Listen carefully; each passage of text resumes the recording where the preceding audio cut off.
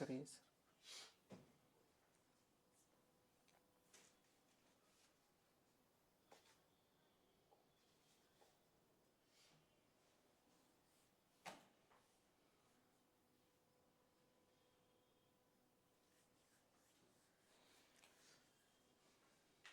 नमस्कार साथियों, मेरा नाम है एस एन भारती और आप देख रहे हैं करंट अफेयर सेगमेंट का नया वीडियो। और आज तारीख है 17 फरवरी 2026।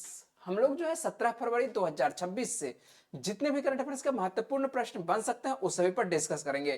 पीडीएफ आप हमारे टेलीग्राम चैनल से डाउनलोड कर सकते हैं, जिसका लिंक मैंने इस वीडियो के डिस्क्रिप्शन बॉक्स में दे दिया है। तो आप इस लिंक पर जाकर टेलीग्राम चैनल ज्वाइन कर सकते हैं और अपनी सुविधा के अनुसार से आप पीडीएफ से भी पढ़ाई कर सकते हैं, है ना।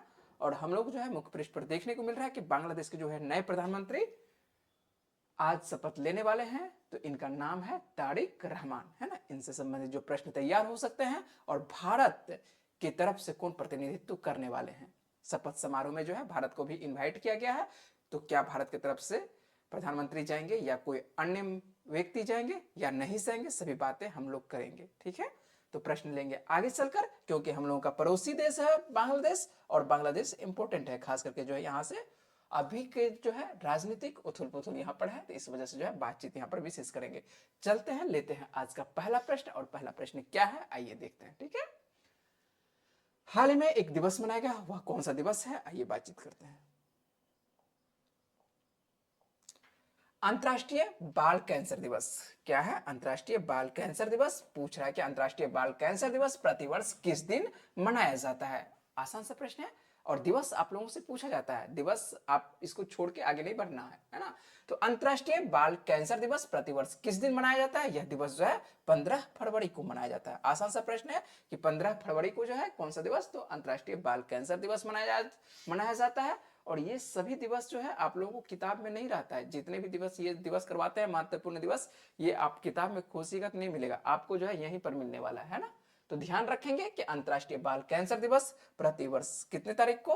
तो प्रतिवर्ष 15 फरवरी को मनाया जाता है। कैंसर के बारे में जागरूकता बढ़ाने और कैंसर से जूझ रहे बच्चों किशोरों को सहायता प्रदान करने की एक यह क्या वैश्विक पहल है। और यह दिन जो है शीघ्र निदान, समय पर उपचार और प्रभावित परिवारों के लिए भावनात्मक और वित्तीय सहायता की आवश्यकता पर भी ये बल देता है ना। और हालांकि यहाँ पर देखते हैं कि बचपन में ये जो बचपन है, बचपन में कैंसर ये क्या होते हैं? दुर्लभ होते हैं, लगभग नहीं के आसपास, लेकिन होते हैं, है ना। दुर्लभ है लेकिन होते हैं, ठीक है। हालांकि बचपन का कैंसर जो है दुर्लभ है, फिर भी यह विश्व स्तर पर बच्चों की मृत्यु का क्या है? एक प्रमुख कारण बना हुआ है। और यदि बात करें कि बाल्यावस्था कितने वर्ष की अवस्था तक रखा जाता है कैंसर को, है ना। बाल्यावस्था के अंतर्गत कितने वर्ष तक रख सकते हैं? तो बाल्यावस्था के अंतर्गत जो रखा जाता है जन्म से लेकर कब तक? जो 19 वर्ष तक की आयु है, इनको जो है बचपन वाला कैंसर कह सकते हैं या बाल्यावस्था के अंतर्गत के रखा गया है, ठीक है। तो ये ध्यान रखेंगे। अंतर्राष्ट्रीय बाल कैंसर दिवस 15 फरवरी को ये जो है प्रतिवर्ष मनाया जाता है। तो जो भी दिवस देते हैं आपको नोट करके रखना होगा। लेते हैं आज का सेकंड प्रश्न, है ना। चलिए यहां पर है नेक्स्ट प्रश्न क्या है कि हाल ही में पेंगोलिन देखे हैं पेंगोलिन को? चलिए नहीं देखे हैं, इमेज में दिखा देंगे आपको। पेंगोलिन के व्यापार और शिकार पर किस राज्य में प्रतिबंध लगाया गया है? आसान सा प्रश्न है और इधर उधर जाने की आवश्यकता नहीं है। और ये जो आपको देखने को एक तो करंट अफेयर्स के साथ साथ यहाँ से क्या क्या तथ्य बन सकते हैं वो भी बात करेंगे, है ना। कि किसके द्वारा प्रतिबंध लगाया गया, कौन सा समुदाय है, आदिवासी कौन सी समुदाय है। और आदिवासी के साथ साथ जो है ये जो राज्य, जिस राज्य के बारे में अभी बात कर रहे हैं, आंसर तो सीधे तौर पर यहाँ पर हो जाएगा, अभी बता ही देते हैं। आंसर हो जाएगा नागालैंड। और नागालैंड के किस क्षेत्र में और कौन से समुदाय के द्वारा ये प्रतिबंध लगाया गया है और ऐसा क्यों किया जा रहा है ये भी बातचीत करते हैं। तो आंसर क्या हो जाएगा? पेंगोलिन के व्यापार और शिकार पर जो है किस राज्य में? तो आंसर सीधे तौर पर हो जाएगा नागालैंड हो जाएगा। और बात यदि करें कि नागालैंड में समुदाय जो अधिकांश जो समुदाय है नागा जनजाति है। और नागा जनजाति के द्वारा खास करके नागा जनजाति ऐसा नहीं है कि केवल नागालैंड में है, नागालैंड से नाम तो है, बिल्कुल नागालैंड से आपको नागा जनजाति से ही लिया गया है नाम, है ना। और यहाँ पर जो है नागालैंड के साथ साथ मणिपुर में भी नागा समुदाय रहते हैं। तो ध्यान रखना, अड़ोसी पड़ोसी में भी नागा समुदाय रहते हैं, लेकिन खास करके यहाँ पर नागालैंड के संगतम, है ना, याद रखेंगे। नागालैंड के कौन सा? संगतम नागा जो है ये, या आदिवासी कह सकते हैं या जनजाति, इनके समुदाय के द्वारा है। संगतम नागा समुदाय के द्वारा अपने क्षेत्र में, इसके क्षेत्र में पेंगोलिन के शिकार और व्यापार पर पूर्ण प्रतिबंध लगाने का निर्णय लिया गया है। और यह कदम जो है wild life trust of India के तहत जो है नागालैंड के, अब देखिए नागालैंड के किस क्षेत्र में, तो नागालैंड के ये जिले का नाम है कीफिरे और त्वेनसांग जिलों में अवैध तस्करी को रोकने के लिए उठाया गया है।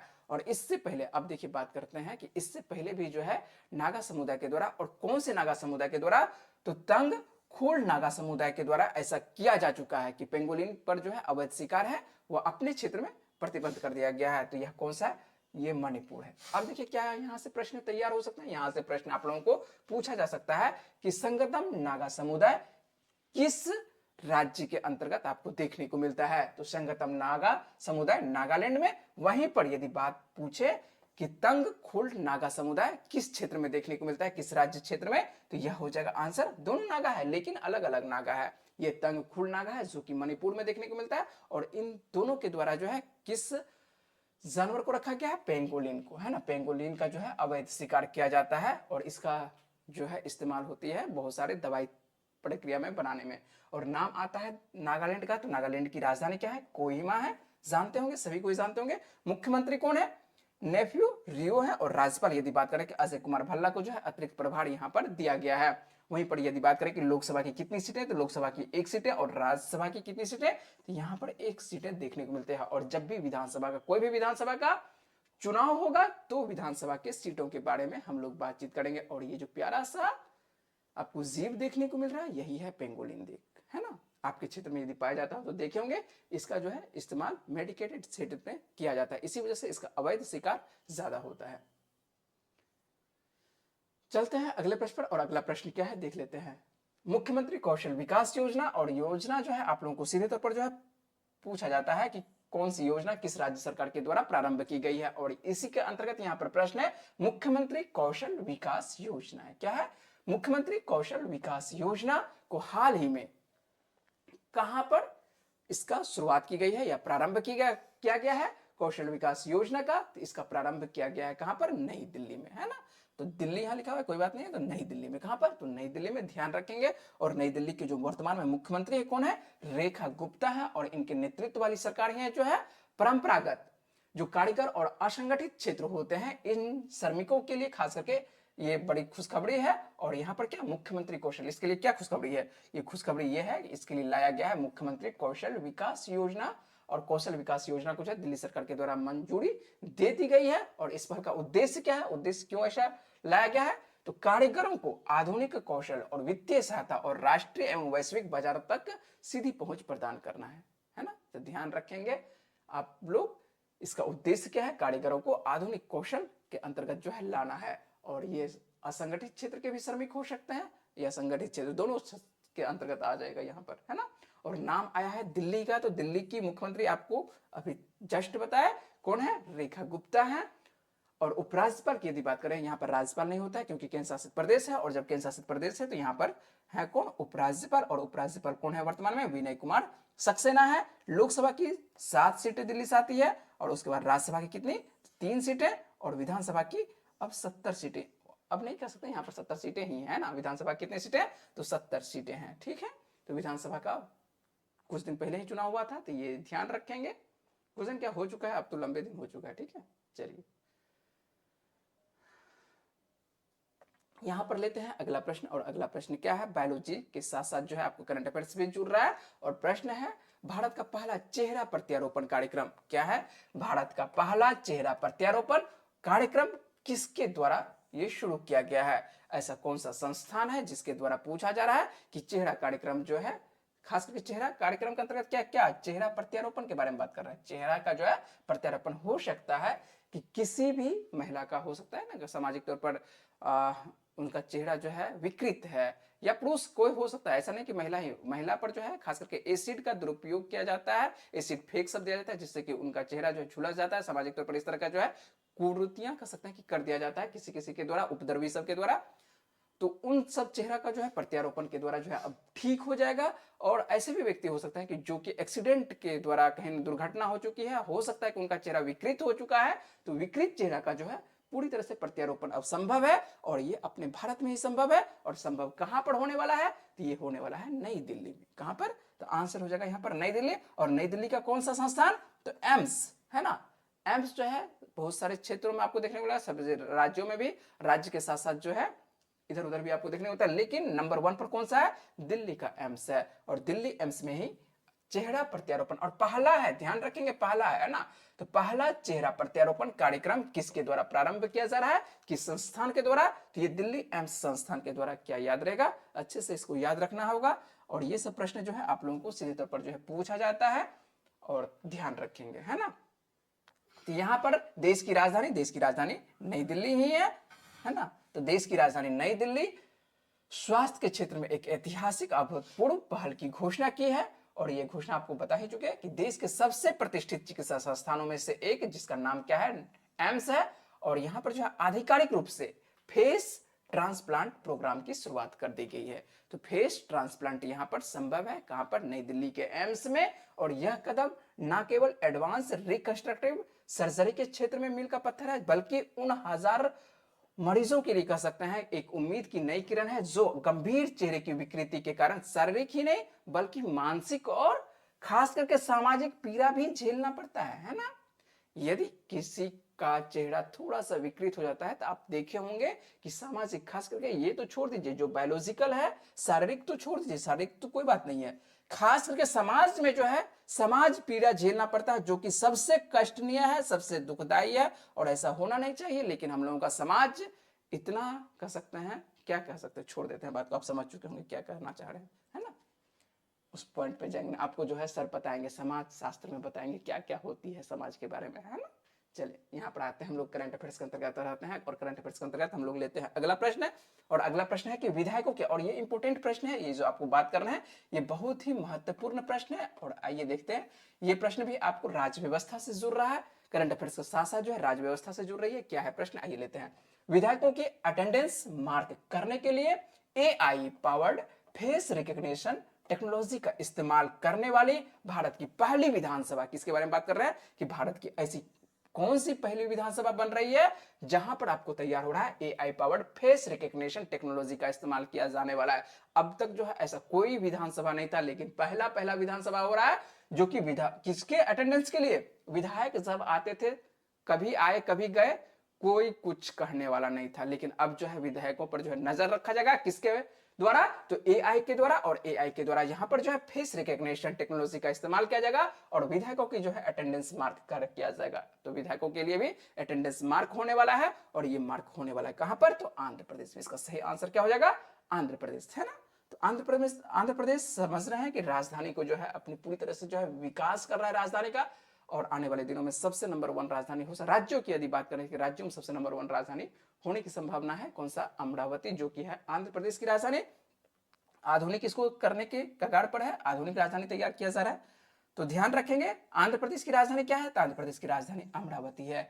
और यहीं पर आपको देखने को मिल रहा है आंध्र प्रदेश की जो विधानसभा परिसर है, यहां पर एक ऐसा मुकाम हासिल किया जा रहा है जो भारत की किसी अन्य विधानसभा ने अभी तक नहीं किया है, नहीं पर जोर देंगे, ठीक है। और विधानसभा ने कृत्रिम, जो आंध्र प्रदेश की जो विधानसभा है, कृत्रिम बुद्धिमत्ता पर आधारित उपस्थिति प्रणाली का यहां शुभारंभ किया है। और ऐसा करने वाली यह क्या है, देश की पहली विधानसभा है। कोई दिक्कत, किसी प्रकार का कोई परेशानी नहीं होनी चाहिए। उम्मीद है कि एक एक बात आपको बता रहे हैं और आप समझ रहे होंगे, है ना। और नाम तो पहले ही बता चुके हैं कि आंध्र प्रदेश की जो राजधानी है अमरावती, और अमरावती के साथ साथ यदि मुख्यमंत्री की बात करें तो ये कौन है, मुख्यमंत्री चंद्रबाबू नायडू है, जो है आंध्र प्रदेश के वर्तमान में मुख्यमंत्री। राज्यपाल यदि बात करें, राज्यपाल कौन है, एस अब्दुल नजीर है। और लोकसभा की कितनी सीटें, तो लोकसभा की 25 सीटें, और राज्यसभा की कितनी सीटें, 11 सीटें आपको देखने को मिलती है आंध्र प्रदेश से, ये सीटें आती है ना। ये आपको उस वक्त पता चलेगा कब ये फायदा आपको देखने को मिलेगा, जब सर पढ़ाएंगे आपको राज्य व्यवस्था, और जब राज्य व्यवस्था पढ़ाएंगे तो वहां पर आपको लोकसभा सीटें रटवाएंगे और राज्यसभा की सीटें रटवाएंगे, है ना। तो ये उस वक्त आपको फायदा देखने को मिलेगा। प्रत्येक दिन कोई ना कोई राज्य आ रहा है, और राज्य जब आ रहा है तो थोड़ा सा एक नजर देखते चलेंगे तो आपको कम से कम यदि 6 महीना भी कवर करते हैं तो सभी राज्यों का आपको याद हो जाएगा। कोई ना कोई राज्य तो आएगा ही 6 महीना में, तो कोई ना कोई राज्य तो आएगा, 28 राज्य तो आएगा। जब 28 राज्य आएगा तो उम्मीद है कि आपको याद हो जाएगा, ठीक है।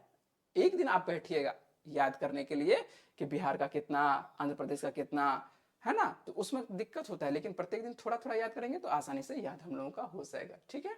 तो आपका करंट अफेयर्स के साथ साथ ध्यान रखेंगे, ऐसा नहीं केवल करंट अफेयर्स करवा रहा है, करंट अफेयर्स के साथ साथ जो महत्वपूर्ण तथ्य है वो भी तैयार करवाते हैं, और ये किस विषय से जुड़ा होता है, वहां से क्या तथ्य बन सकते हैं, क्या पूछा जा सकता है, वह भी आप लोगों को तैयार करवाने का एक कोशिश रहता है कि हाँ ये आप लोगों से पूछा जा सकता है, संभावना ऐसी रहती है। तो चलिए बात कर लेते हैं, और ये जो है महत्वपूर्ण प्रश्न ये भी है 6 नंबर का, और क्या है प्रश्न, आइए बातचीत करते हैं। प्रश्न यहां पर भी नोट रखेंगे, जो भी प्रश्न आपको करवाते हैं तो आप ध्यान रखेंगे, उसको जो है नोट करके आप अपने कॉपी में रखेंगे। हाल ही में जो है बांग्लादेश का प्रधानमंत्री किसे नियुक्त किया गया है, क्या है प्रश्न के हाल ही में बांग्लादेश का प्रधानमंत्री के बारे में बात कर रहा है कि प्रधानमंत्री अभी तक वहां पर जो है कुछ दिनों से, जब से शेख हसीना वहां से निर्वासित हुई है, उसके बाद जो है प्रधानमंत्री का पद खाली था। सलाहकार था मोहम्मद, या आपको यदि दिमाग में है कि मोहम्मद यूनुस तब क्या थे, तो मोहम्मद यूनुस जो है आप देखते होंगे उनके नाम के पीछे लगाया जाता था बांग्लादेश के प्रमुख सलाहकार, सलाहकार के तौर पर वो काम करते थे। वो प्रधानमंत्री के तौर पर या राष्ट्रपति के तौर पर काम नहीं करते थे, वो सलाहकार के तौर पर काम कर रहे थे जब तक पद खाली था, है ना। और अब जो है यहाँ पर चुनाव हो चुके हैं, और चुनाव हो चुका है तो इसमें जो है बहुमत आ चुका है, किनको, तो ध्यान रखेंगे तारिक रहमान को। और यहीं पर पूछा जा रहा है कि बांग्लादेश का जो प्रधानमंत्री किसे नियुक्त किया गया है, तो ये नियुक्त कर दिया गया है तारिक रहमान को, लेकिन अभी शपथ नहीं लिए हैं, शपथ आज लेने वाले हैं। और जब शपथ लेने वाले हैं तो अपने अड़ोसी पड़ोसी देशों को भी जो है आमंत्रण भेजा जाता है, भारत सरकार को भी जो है आमंत्रण भेजा गया है। क्या भारत सरकार की तरफ से, समझ रहे हैं, अभी जो है थोड़ा सा यहाँ पे जो है टकराहट है बांग्लादेश से। क्या भारत सरकार की तरफ से जाने वाले हैं कोई, क्या प्रधानमंत्री या कोई अन्य व्यक्ति जाने वाले हैं, बिल्कुल जाने वाले हैं। भारत सरकार जो है इस प्रस्ताव को जो है स्वीकार किया, आमंत्रण को क्या किया है, स्वीकार किया है, और भारत की तरफ से देखेंगे कि कौन जाने वाले हैं। पहले यहाँ पर बातचीत करते हैं। बांग्लादेश, मंगलवार आज है ना, और आज के दिन ही जब ये वीडियो तैयार हो रही है आपको 17 फरवरी, तो 17 फरवरी अभी तो वीडियो सुबह में तैयार हो रही है, लेकिन ये आपको आज शाम तक आपको देखने को मिल जाएगा कि बांग्लादेश में मंगलवार से जो है तारिक राज अर्थात तारिक रहमान, है ना, तारिक रहमान का क्या होने वाला है, ये शुरुआत होने वाली है। तो ये तारिक राज इसी वजह से लिखा हुआ है, अभी रहमान, अब वो रहमान के बारे में नहीं बात कर रहे हैं, ठीक है, जो रहमान आपके दिमाग में चल रहा है, ये तारिक रहमान क्या है, ये नेता है, ठीक है। संसदीय चुनाव में बहुमत मिलने के बाद बांग्लादेश, अब ध्यान रखना है, बांग्लादेश नेशनलिस्ट पार्टी जो कि बहुत लंबे अंतराल के बाद जो है ये सत्ता में आ रही है। तो बांग्लादेश नेशनलिस्ट पार्टी के ये प्रमुख हैं, और इनका नाम क्या है, तारिक रहमान है। क्या नाम है, तारिक रहमान। और तारिक रहमान जो है अपने कैबिनेट मंत्रियों के साथ जो है मंगलवार की शाम को प्रधानमंत्री पद की क्या लेंगे, ये शपथ लेने वाले हैं, है ना, प्रधानमंत्री पद की शपथ मंगलवार अर्थात आज के ही दिन ये शाम को शपथ लेने वाले हैं। और यहाँ का जो संसद भवन है उसको किस नाम से जाना जाता है, तो बांग्लादेश में जो संसद भवन है, जैसे हम लोग यहाँ पर संसद भवन बोलते हैं, पार्लियामेंट बोलते हैं, यहाँ पर जो संसद भवन है इसको जातीय संसद के नाम से जाना जाता है। एक एक लाइन देख रहे हैं, और एक एक लाइन आप लोगों को ये सब बातें पूछा जाता है ना, कि जातीय संसद किस देश का संसद का नाम है, तो जातीय संसद किसका, बांग्लादेश का है। और बांग्लादेश की जो संसद भवन है, यहाँ पर जो साउथ प्लाजा है, यहाँ पर देखने को मिलेगा कैबिनेट के अन्य सदस्य इनके साथ क्या लेंगे, शपथ लेने वाले हैं, है ना, शपथ समारोह में सम्मिलित होने। और शपथ समारोह में जो है 1200 कम से कम जो है देशी और कुछ विदेशी मेहमानों की शामिल होने की एक संभावना है, जिनको जिनको इनवाइट किया गया है। तो इनवाइट किनको किया गया है, तो ये तो लगभग डाटा होगा उनके पास। तो एक उम्मीद है कि कम से कम 1200 जो व्यक्ति हैं कम से कम यहाँ पर सम्मिलित होने की संभावना है। अब बात करते हैं, आपसे एक यहाँ पर शुरुआत में बात किए थे कि क्या भारत की तरफ से कोई जाने वाले हैं, क्या प्रधानमंत्री जाने वाले हैं। इनवाइट तो वैसे प्रधानमंत्री को ही किया जाता है, लेकिन प्रधानमंत्री जाएंगे नहीं, ठीक है। तो जाएंगे कौन, तो भारत जो है स्वीकार किया है, तो भारत की तरफ से जो है प्रतिनिधित्व किया जाएगा लोकसभा के जो वर्तमान में अध्यक्ष है, कौन है, स्पीकर। तो भारत की ओर से लोकसभा के जो स्पीकर है ओम बिरला, याद रखेंगे कौन, ओम बिरला। और ओम बिरला जो है शपथ ग्रहण समारोह में शामिल होंगे। अभी तक जो वीडियो जब तक तैयार करना है तो होंगे ही कह सकते हैं, क्योंकि अभी निकले नहीं है, आधा घंटा तो लगेगा जाने में, ठीक है, दिल्ली से कितना, आधा घंटा 45 मिनट लगेगा। तो अभी तक जब तक कह सकते हैं कि ये जो वीडियो तैयार हो रही है, तो उस वक्त हम लिख सकते हैं भविष्य की बात है, इसलिए होंगे लिखे हैं, लगभग जाएंगे ही, है ना, लगभग 95% चांस है कि जाने वाले हैं। कुछ ही हो सकता है कि ऐसा कुछ हो जाए तो नहीं जाएंगे। तो भारत की तरफ से प्रतिनिधित्व करने वाले हैं, याद रखेंगे कि कौन, तो लोकसभा के जो वर्तमान अध्यक्ष है ओम बिरला। और ये महत्वपूर्ण प्रश्न है, और एक एक बातें आपको यहां से तैयार करके जो प्रश्न पूछा जा सकता है वह बात किए हैं, है ना। और आप लोग केवल ऐसा नहीं कि वन लिनियर पढ़ने का आप कोशिश कीजिए, ठीक है, वन लिनियर पढ़ने से नहीं होगा, जब तक आप गहराई में उतर कर पढ़ेंगे नहीं, करंट अफेयर्स आपसे नहीं बनेगा। इसी वजह से देखते होंगे जब परीक्षा होता है तो उस वक्त लड़कों से आप बातचीत करिएगा कि करंट अफेयर्स नहीं समझ में आया, करंट अफेयर्स कहाँ से पूछता है नहीं पता चल रहा है, क्योंकि करंट अफेयर्स पढ़ा जाता है लड़कों से क्या, वर्ल्ड लिनियर के रूप में। करंट अफेयर्स थोड़ा सा तो गहराई से पढ़िए, थोड़ा सा, ज्यादा कहाँ पढ़ना है, ऐसा नहीं कि पूरी तरह से आप यूपीएससी लेवल का भी नहीं पढ़ाने, हाँ ना यूपीएससी लेवल तक जाना है ना एसएससी सीजीएल तक, थोड़ा सा नीचे उतरना है, दोनों के बीच के मध्य रहना है, जहां से कि प्रश्न आसानी से आपका तैयार हो जाएगा। और ये जो आपको देखने को मिल रहा है ये इमेज पर जो है तारिक रहमानी है ना। तो देश में, अब किस देश में, तो बांग्लादेश के ये नए प्रधानमंत्री बन ही गए हैं, समझ लीजिए कि शपथ ले लिए, नियुक्त तो हो चुके हैं, बन ही जाएंगे आज शाम में, है ना। चलते हैं अगला प्रश्न पर, और ये प्रश्न आज आपको दूसरी बार दे रहे हैं, इससे पहले भी एक बार प्रश्न करवा चुके हैं। और प्रश्न क्या है, एआई इम्पैक्ट समिट 2026 का आयोजन किस शहर में किया जा रहा है। आसान सा प्रश्न है ना, कुछ नहीं है इधर उधर, एआई इम्पैक्ट के बारे में है। एआई इम्पैक्ट समिट 2026 का आयोजन किस शहर में किया जाएगा। जब पहले प्रश्न करवाए थे तो उस वक्त करवाए थे कि कहां पर होने वाला है, तो ये भारत में पूछे, उस वक्त देश पूछे थे कि कहां पर, तो भारत में होने वाला है। और भारत के अब पूछ रहे हैं कि भारत के किस शहर में, तो भारत के किस शहर में, तो यह होने वाला है नई दिल्ली में होने वाला है। नई दिल्ली से प्रश्न थोड़ा सा ज्यादा है, कोई बात नहीं है, प्रश्न होता है कभी कभी, किसी दिन जो है किसी क्षेत्र से ज्यादा रहता है ना।